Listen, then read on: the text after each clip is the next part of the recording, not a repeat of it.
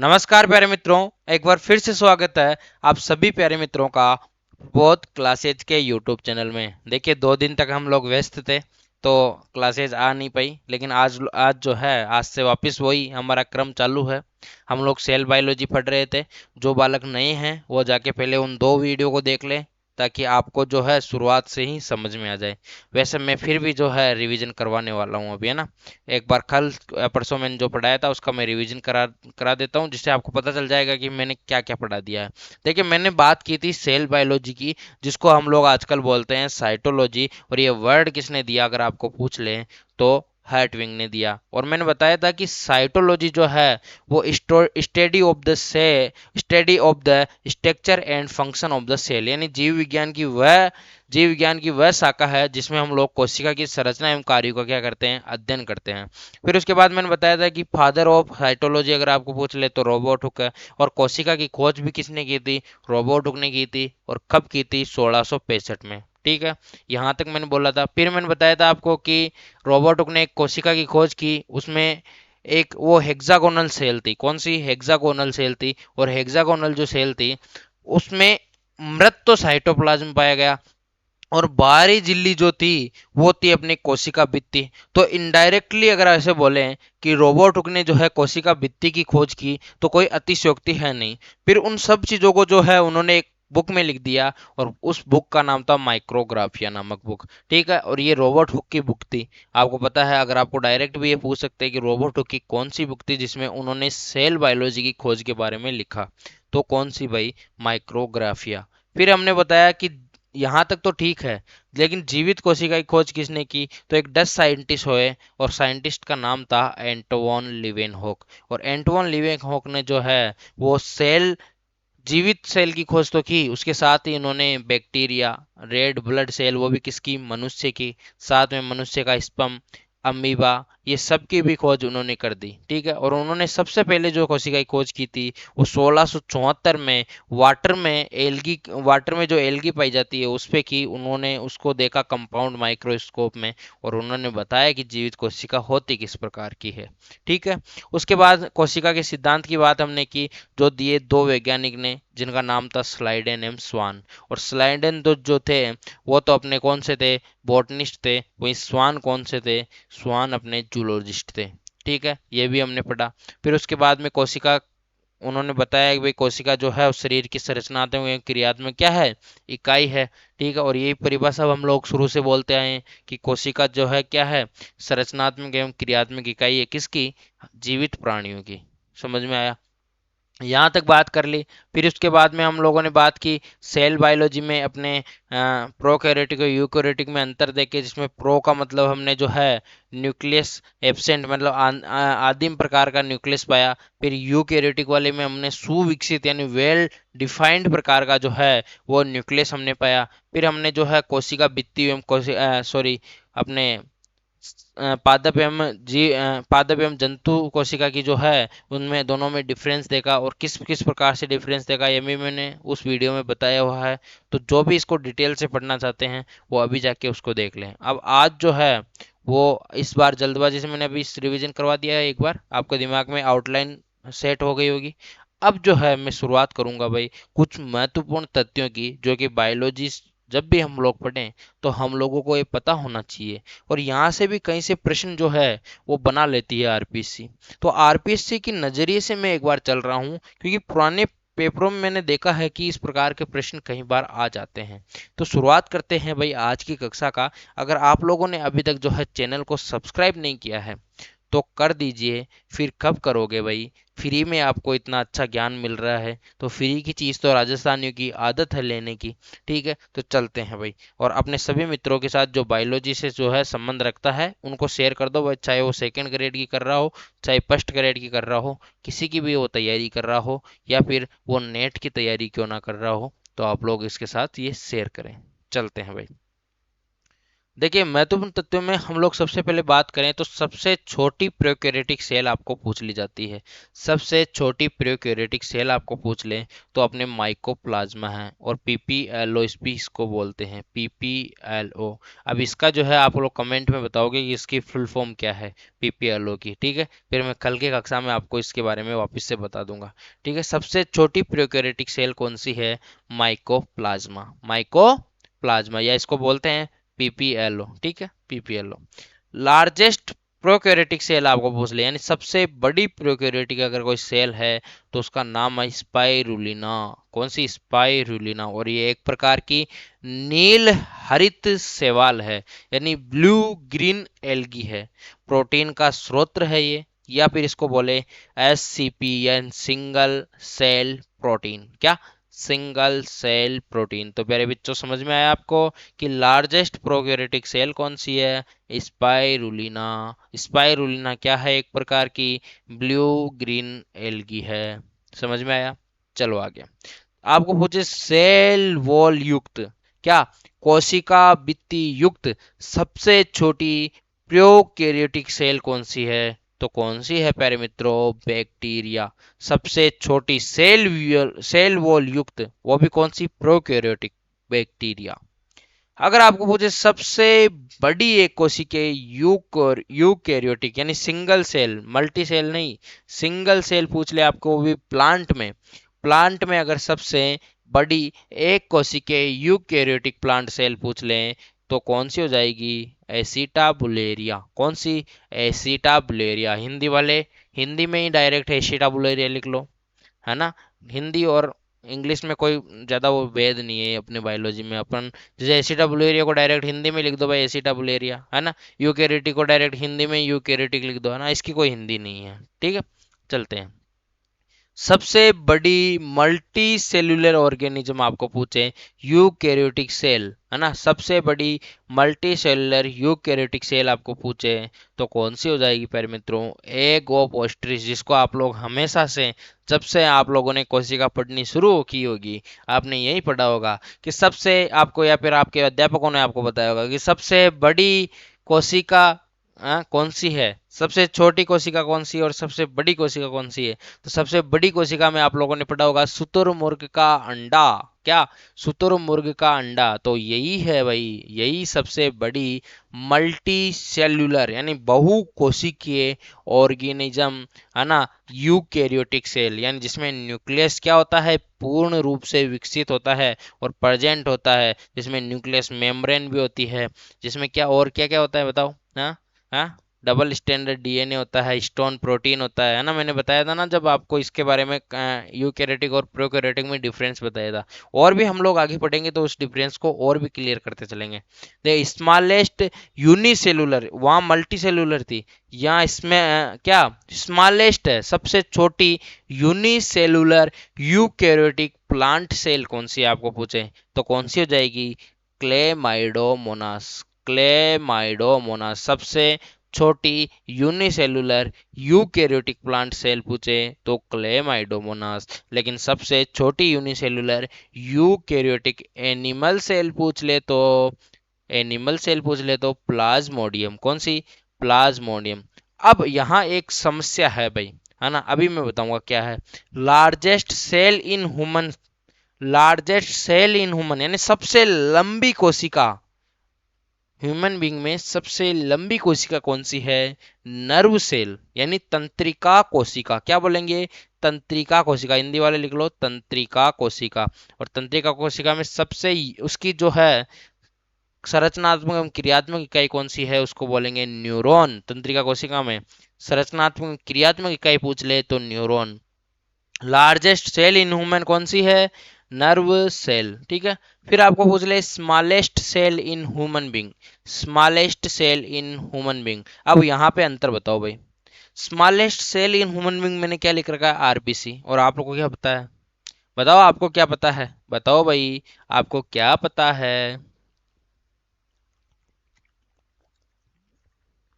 आपको पूछे smallest cell in human being तो कभी भी स्पम नहीं करके आना है।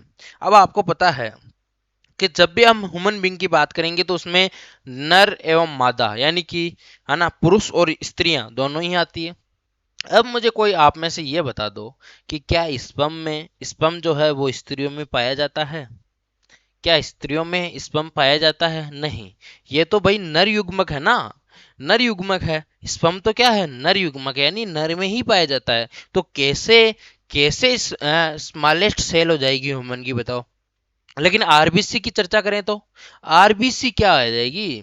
आरबीसी जो है वो दोनों में ही पाई जाती है, नर में पूछ लो चाहे मादा में पूछ लो। तो सबसे छोटी जो है, सबसे छोटी ह्यूमन सबसे छोटी ह्यूमन सेल कौन सी है? आरबीसी है। कौन सी? आरबीसी। और इसकी साइज कितनी होती है? अभी वापस से बताऊंगा, 7.5 माइक्रोमीटर। फिर आपको पूछ ले लार्जेस्ट कंपोनेंट ऑफ सेल, यानी सबसे बड़ा घटक किसका? कोशिका का। सबसे बड़ा घटक कौन सा है? तो कौन सा हो जाएगा? न्यूक्लियस। क्या? न्यूक्लियस यानी कि केंद्रक। फिर आपको पूछ ले एनिमल सेल में सबसे बड़ा सेल ऑर्गेनल्स, एनिमल सेल में सबसे बड़ा सेल ऑर्गेनल्स कौन सा है? तो कौन सा हो जाएगा? माइट्रोकॉन्ड्रिया। कौन सा? माइट्रोकॉन्ड्रिया। फिर आगे चलते हैं। फिर आपको पूछ ले फिर आपको पूछ ले कि प्लांट सेल में सबसे बड़ा सेल ऑर्गेनल्स कौन सा है? प्लांट सेल में, वहां एनिमल सेल की बात कर रहे थे तो माइटोकॉन्ड्रिया गया। वो क्या होता है? पावर हाउस ऑफ सेल, यानी कोशिका का शक्ति ग्रह कौन सा होता है? माइटोकॉन्ड्रिया, है ना। ठीक है। वहीं वहीं प्लांट सेल में सबसे बड़ा सेल ऑर्गेनल्स कौन सा है? क्लोरोप्लास्ट। क्लोरोप्लास्ट न कि वैक्यूल्स। वैक्यूल्स सबसे बड़ी होती है, सबसे क्यों बड़ी होती है? सबसे बड़ी नहीं, उसमें रिक्तिकाएं बड़ी होती है कंपैरिजन टू एनिमल सेल। लेकिन आपको पूछ ले प्लांट सेल में सबसे बड़ा सेल ऑर्गेनल्स कौन सा है? तो क्लोरोप्लास्ट। और इसको क्या बोलते हैं?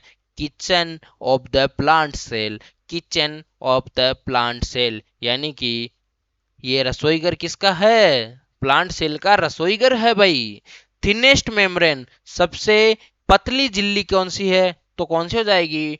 टोनोप्लास्ट। कौन सी? सबसे पतली झिल्ली पूछ लें तो टोनोप्लास्ट। लेकिन सबसे मोटी झिल्ली पूछ लें तो आरबीसी किसकी? आरबीसी की झिल्ली, रेबिट की आरबीसी की झिल्ली, रेबिट की आरबीसी की झिल्ली। अब हम लोग चर्चा करेंगे कोशिका की साइज के बारे में, है ना। अलग अलग कोशिकाओं के साइज देखते हैं। देखिए सबसे पहले हमको एक चीज याद रखनी चाहिए, जब भी आपको एक एमस्ट्रॉन्ग पूछ लें, जब भी आपको एक एमस्ट्रॉन्ग बराबर पूछ लें तो क्या आपको पूछेगा नहीं, लेकिन आपको ज्ञान होना चाहिए कि एक एमस्ट्रॉन्ग बराबर क्या होता है? 10 की घात -10 मीटर। क्या? मीटर। 10 की घात -10 मीटर। लेकिन आपको पूछ लें क्या कि एक एक नैनोमीटर बराबर क्या होता है? तो 10 की घात -9 मीटर। 10 की घात -9 मीटर एक नैनोमीटर बराबर होता है। वहीं एक माइक्रोमीटर बराबर अगर आपको पूछ ले तो 10 की घात -6 मीटर।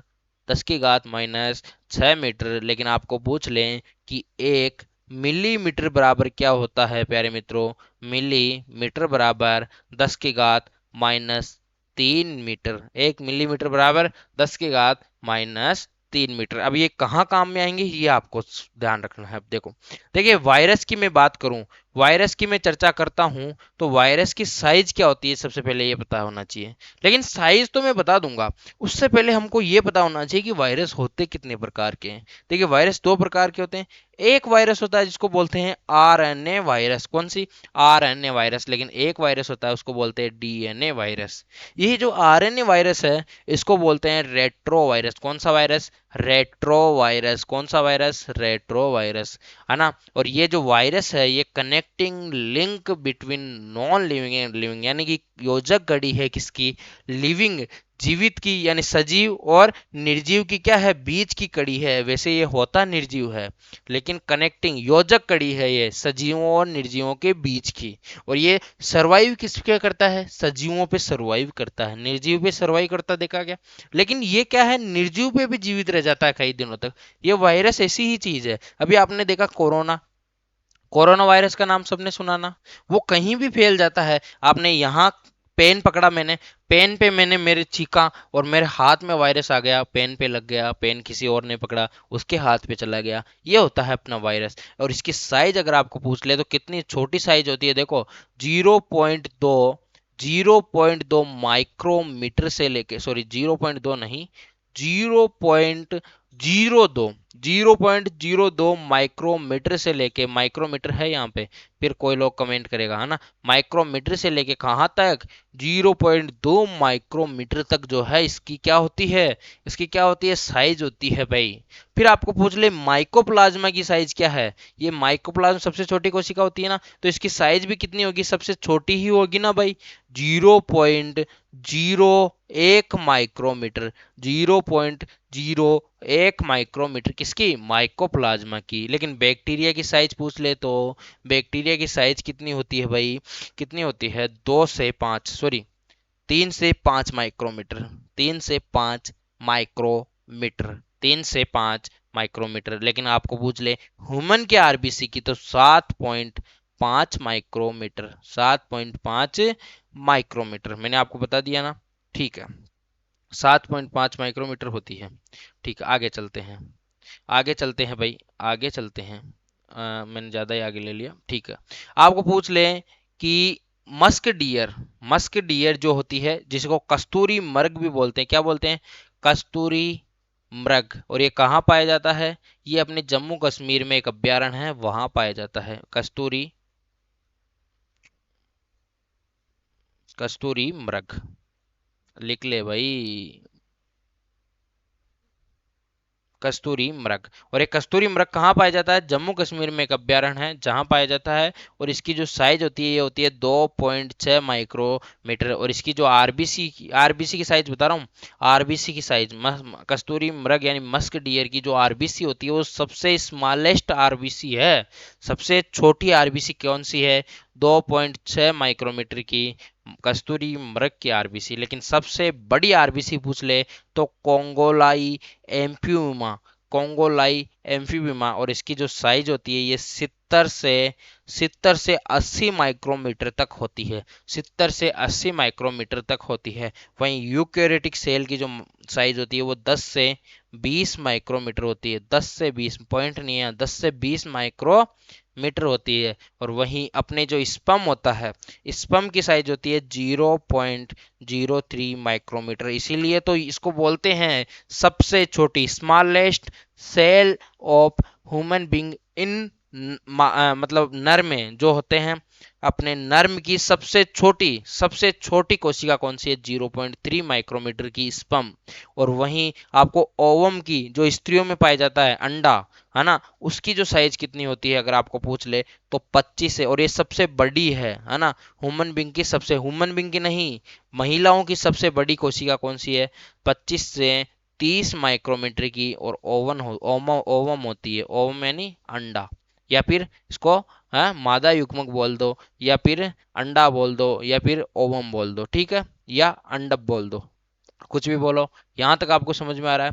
अब अपन बैक्टीरिया के प्रकार की तरफ चलेंगे, है ना, बैक्टीरिया की शेप की तरफ चलते हैं, अलग अलग शेप की जो बैक्टीरिया होते हैं उनके बारे में। देखिए सबसे पहले एक प्रकार का बैक्टीरिया आता है, उसका नाम है बेसिलस, क्या, बेसिलस, और ये होता है रोड यानी छड़ाकार, क्या, छड़ाकार यानी छड़ के आकार का बैक्टीरिया। और यदि दो बैक्टीरिया आपस में जुड़े होंगे, दो बेसिलस आपस में जुड़े होंगे तो इसको बोलेंगे डिप्लो बेसिलस। ये देखिए, ये दो बेसिलस 1 और 2 जुड़े हुए हैं तो इसको बोलेंगे डिप्लो बेसिलस। लेकिन आपको दिखेंगे कि एक चेन हो अगर बेसिलस की तो इसको बोलेंगे स्ट्रेप्टो बेसिलस, क्या बोलेंगे, स्ट्रेप्टो बेसिलस, ठीक है, आ गया समझ में। यानी एक प्रकार का अपने बैक्टीरिया तो पढ़ लिया, कौन सा होता है, बेसिलस प्रकार का, रोड शेप होता है। और यदि दो बेसिलस आपस में जुड़े होंगे तो डिप्लो बेसिलस, वहीं एक चेन होगी तो स्ट्रेप्टो बेसिलस। फिर एक प्रकार का ये भी आता है गोलाकार, या फिर इसको बोलते हैं कोकस, और कोकस की शेप कैसी होती है, स्पाइरिकल या गोलाकार, गोलाकार, है ना। अगर ये आसपास जो है एक सिंगल होगा, एक सिंगल बैक्टीरिया होगा तो इसे बोलेंगे सिंगल कोकस होगा तो मोनोकोकस। अगर सिंगल कोकस होगा तो मोनोकोकस, और दो कोकस आपस में जुड़े हों, दो कोकस आपस में जुड़े हो तो डिप्लोकोकस, वहीं तीन कोकस आपस में जुड़े हो तो स्ट्रेप्टोकोकस, स्ट्रेप्टोकोकस। ठीक है, समझ में आया। दो आप सिंगल होगा तो मोनो, दो होंगे तो डिप्लो, वही तीन जुड़े होंगे या फिर चेन होगी तो स्ट्रेप्टोकोकस। आपको समझ में आ रहा है। फिर एक प्रकार का और होता है जिसको जिसको बोलते हैं विब्रियो। हम लोग बैक्टीरिया की साइज से उसके डिफरेंस पढ़ रहे हैं ना, विब्रियो प्रकार का। और ये कोमा की शेप का होता है, आप कोमा लगाते हैं ना हिंदी में, देखिए ये प्रकार, इस प्रकार का, और इसकी कोई और ये जुड़े ही नहीं होते आपस में, एक जैसे ही होते हैं ना। Coma shape, coma shape vibrio बोलते हैं इसको, है ना। विब्रियो क्या होता है, कोमा शेप होता है। वहीं आपको बोलते हैं स्पाइरलम, हाँ स्पाइरलम यानी सर्पिलाकार, सर्पिलाकार। ये देखो इस सर्पिलाकार जो है ना, सर्पिलाकार अपने क्या होगा, बैक्टीरिया का प्रकार होगा। तो आज की कक्षा हो जाती है यहीं खत्म। हम लोग मिलेंगे अब आगे, सबसे इंपॉर्टेंट टॉपिक चलने वाले हैं भाई। अब जो है सेल बायोलॉजी अब स्टार्ट होगी आपकी ओरिजिनल, क्योंकि हम लोग जो है अब बात करेंगे किसके, यूकैरियोटिक की। एक एक कोशिकांगों को लेंगे, एक एक चीज को, जहां अपन कोशिका भित्ति पढ़ेंगे, न्यूक्लियस के बारे में पढ़ेंगे, एंडोप्लाज्मिक रेटिकुलम के बारे में पढ़ेंगे, गोल्जी बॉडी के बारे में पढ़ेंगे, अपने जितने भी प्रकार की सेल ऑर्गेनेल्स है, माइटोकॉन्ड्रिया वगैरह, है ना, अपने कौन से हो गए, प्लाज्मिड हो गया, ये सब के बारे में हम लोग चर्चा करेंगे अपने आगे की कक्षाओं में। तो आप लोग अभी हमारे साथ जुड़ जाइए। आज की कक्षा कैसी लगी वो कमेंट करके बताना। तब तक के लिए राम राम सा।